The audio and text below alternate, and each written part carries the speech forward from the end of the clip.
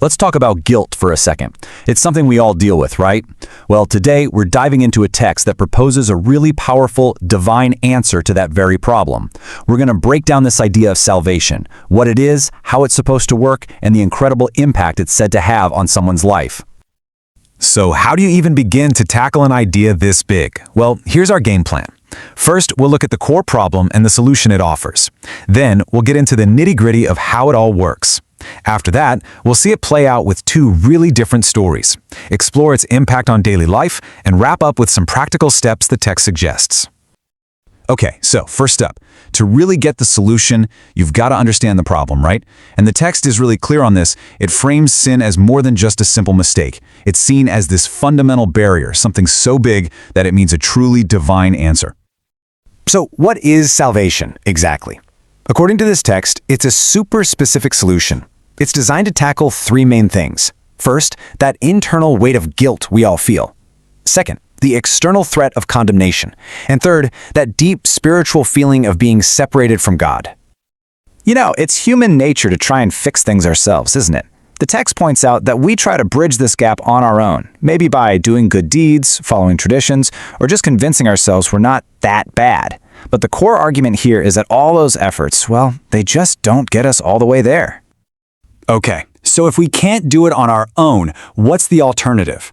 How does this divine solution actually work?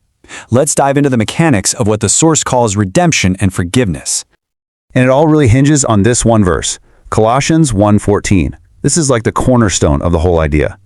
It directly connects the word redemption, which basically means to buy something back, to set it free, with the forgiveness of sins. And it says this happens through the sacrifice of Jesus. Now, this brings us to a really important point the text makes. This idea is exclusive. The source doesn't present this as just one option among many. No, it's positioned as the one and only way to get what it calls complete cleansing, and to have that relationship with God fully restored. Okay, all this talk is great, but theory can be a bit abstract, right? It's the stories that really bring it to life. And to make this concept of grace feel more real, the text gives us two powerful and totally different examples of how this all plays out. And these two figures really show the incredible range of this idea. I mean, think about it. On one hand, you have King David, a respected king, a guy literally described as a man after God's own heart. And on the other hand, a thief on a cross, a criminal with only moments left to live. You couldn't get two more different people. So let's break this down. David, the king, messed up big time, adultery, murder. But he had years for this long, heartfelt repentance. The thief? He had nothing, just a few moments. No time to do good works, no time to prove he'd changed.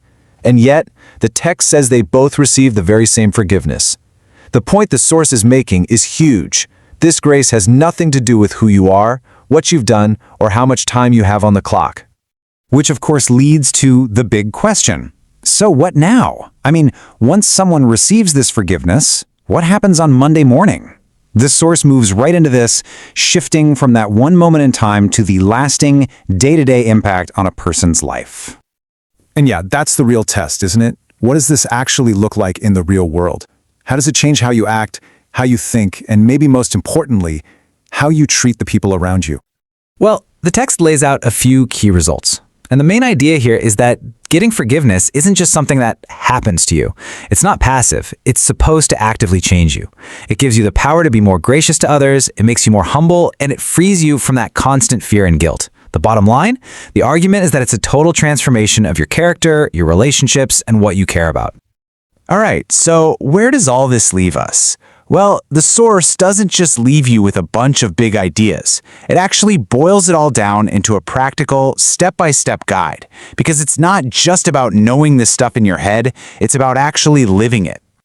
And here it is, a clear 5-step process. What's really interesting is how it's structured. See how it starts inside, with you, reflecting, accepting. Then it moves outward. You go from taking in that forgiveness to confessing. And then it ends with this huge, powerful action, forgiving someone else. That last step, that's presented as the real proof, the sign that you actually get the grace you've been given. And this really brings us to the most important takeaway of all. The text presents this whole idea of forgiveness not as the end of the story, but as the very beginning. It's not the finish line, it's the starting block for a whole new life. Which leaves us with a really big question to think about. If this is just the start, what does the rest of that journey, that transformed life, actually look like day to day?